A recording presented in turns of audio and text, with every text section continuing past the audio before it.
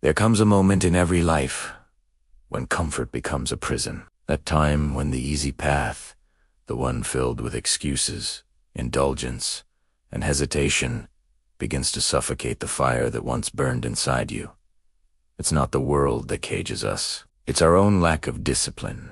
You see, freedom, the real kind that everyone claims to chase, doesn't come from just doing whatever you want. It comes from mastering yourself so deeply, so completely, that you're no longer ruled by your impulses. And that's the paradox, the hard truth that very few are willing to face.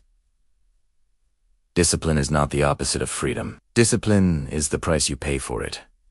The world will try to sell you shortcuts. It will tell you to manifest, to visualize, to trust the universe. But the universe doesn't reward wishful thinkers, it rewards disciplined builders. Your dreams are the blueprints, but discipline is the architect that gives them shape and form. Without it, even the most brilliant ideas die in the hands of the people who created them. Just look at the giants of history, the visionaries who reshaped our world. They didn't do it through luck. They did it through a relentless devotion to their craft. Think about Thomas Edison. He famously failed over 1,000 times before a single light bulb illuminated a room. But he wasn't just failing, he was refining. He was testing the universe's patience with his own unbreakable discipline. Or consider Henry Ford. He was ridiculed, rejected, and told that his idea of an automobile for the masses was pure insanity. But while others mocked, Ford persisted. He built systems, he established routines.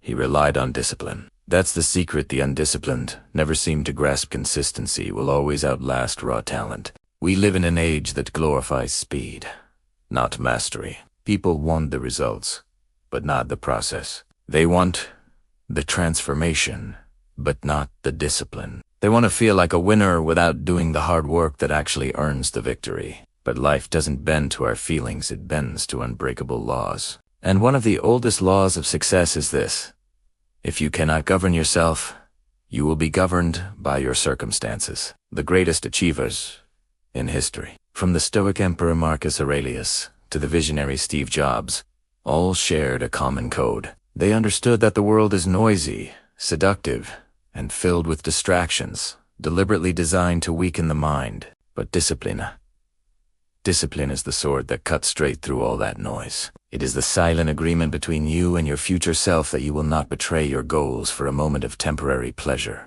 Discipline begins in the small places, in the seemingly minor decisions. It's in the choice to get up when the alarm rings instead of hitting snooze. It's in the refusal to mindlessly scroll when you know your work is waiting. It's forged in those quiet moments when nobody's watching, and the only person you can possibly disappoint is yourself. This isn't about punishment. It's about alignment. It's about proving, day after day, that your spirit commands your body, and not the other way around. Because freedom without discipline is just chaos. It leads to addiction, to wasted.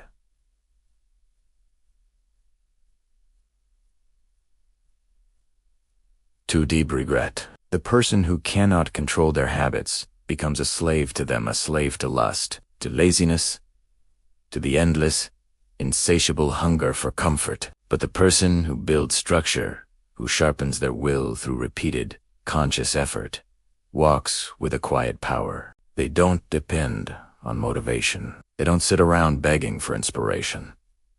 They move because they said they would. That is true sovereignty. Think of the ancient Spartans raised from birth to master the art of control. Every breath, every movement was disciplined toward a single purpose. They weren't free because they could do whatever they wanted. They were free because nothing and no one owned them. Not their fears, not their appetites, not their fatigue. That is a lesson for us today. In a world where distraction is the weapon and our attention is the prize, discipline is the last true form of rebellion. But discipline doesn't come from pressure, it comes from purpose. A person without a why will always crumble beneath the weight of how. That's why having clarity is the starting line of any real transformation. When you know who you are and where you are going, every sacrifice you make becomes sacred. You stop seeing discipline as suffering, and you start seeing it as a strategy. Those early mornings, the long hours, the skipped pleasures, they are no longer punishments. They become proof of your loyalty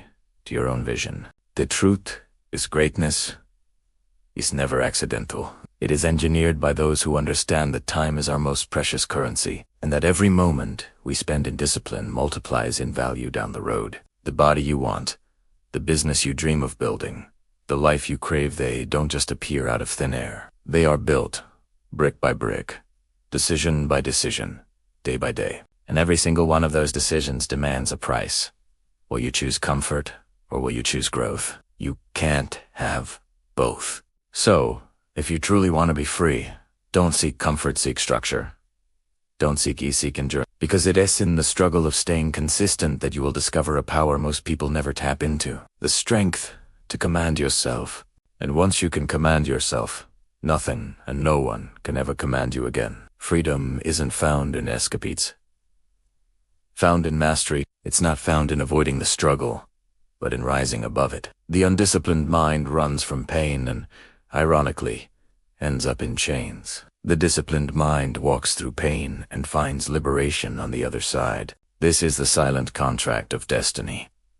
Every great thing you desire will ask you to prove that you can handle it, and the only proof that destiny accepts is discipline. Thanks for watching. If this message resonated with you, hit that like button and subscribe for more content to help you build a stronger life. See you in the next one.